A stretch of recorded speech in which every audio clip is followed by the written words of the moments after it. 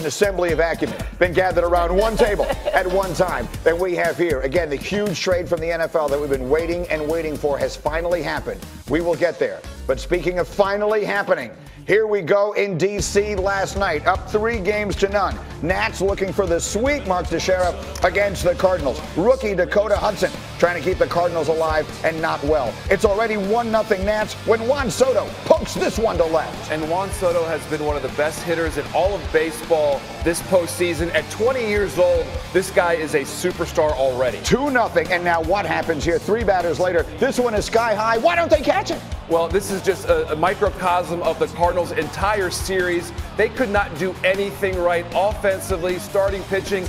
But then when your defense start doing these things, you know the game's over. So it was 3-0 and the bases were still loaded, and then Yan Gomes unloads them. With that one, 2 runs will score. Hudson's day is over after just 15 pitches. It's 5-0, and Patrick Corbin didn't need any more than that. He was dominant. Edman goes down swinging, and then it's Jose Martinez swinging and Paul Goldschmidt swinging. Corbin, the first pitcher ever to strike out 10 over the first 4 innings of a postseason game. He would finish with 12. Finally, top of 9, 2 outs. Cameras are ready. Last out of the series. Nationals win 7-4. They advance to the World Series for the first time in franchise history. Let the celebration and the wait begin. I can't explain that. It's amazing. My heart is jumping right now.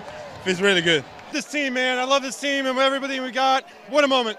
What is it about this starting staff? It's like each one wants to do better than the previous one. No, we're just all in sync. We're locked in, and what can I say? I'm lost for words right now. This is everything you play for.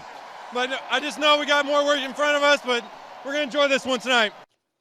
Well, look, they completely dominated the Cardinals in ways we've never seen before in the playoffs. They're able to strike out Cardinal batters 36% of the time and held them to hitting 130. Both of those are postseason records. They also became the 7th team to never trail in a 4-game sweep. So they are on to the World Series. Who will they meet? Yankees, Astros in the Bronx yesterday, even at 1 game apiece. Luis Severino on the hill against Garrett Cole in the critical Game 3. And right away, it's Jose Altuve. Yep, and this is a home run from Altuve, his 12th career in the postseason, matching his buddy George Springer, Astros all-time. And the Yankees crowd got a little quiet after that one, Green. But then the story of the game are opportunities they have against Garrett Cole like this one. Garrett Cole was not perfect. His command wasn't there. A lot of runners on base. 4 walks in the first 4 innings, but the Yankees could not come through. That was Didi Gregorius swinging at the first pitch with the bases loaded in the first, and then Josh Reddick sends one. These are just hanging sliders from Severino. Remember, he only had 4 starts during the regular season. Still not perfect with his command. Another chance for Gregorius against Garrett Cole. In the regular season, this is a home run. It's a little bit cool right now, Greeny. People are talking about the baseballs. Everybody in the stands thought that thing was gone, and actually Garrett Cole did too off the bat. And then Cole would settle down, and he will get Aaron Hicks looking here to get himself out of the 6th, and in the 7th, he's going to get Aaron Judge. Cole would wind up throwing 7 innings, 4 hits, did not allow a run, walked 5, and there was his 7th strikeout. Astros hang on to win 4-1. They take a 2-1 series lead. And so, Mark Teixeira, if you are a Yankee fan this morning, you are waking up A, concerned, but B, frustrated. You're a little frustrated because, when you went into yesterday's game, you said, you know what, we may not beat Cole, but he'll probably be dominant. He wasn't dominant. That's the frustrating thing is Garrett Cole gave the Yankees hitters opportunities. And so when you look at a Yankees team that hits so many home runs, if you're not hitting home runs and you're not hitting with runners in scoring position, 0 for 6, 9 men left on base, that's what, as a fan, you just go, man, I wish we could have come through. Now, if you know me, you know that I have very little faith in those who forecast the weather.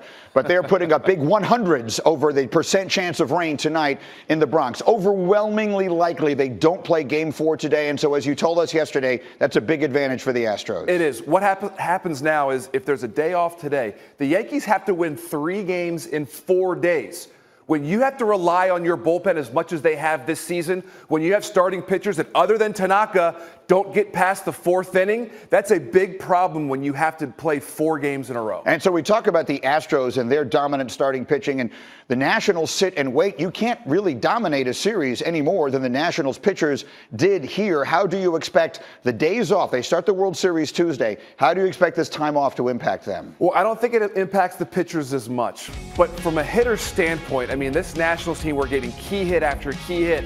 Everybody, top to bottom, seemed to come through.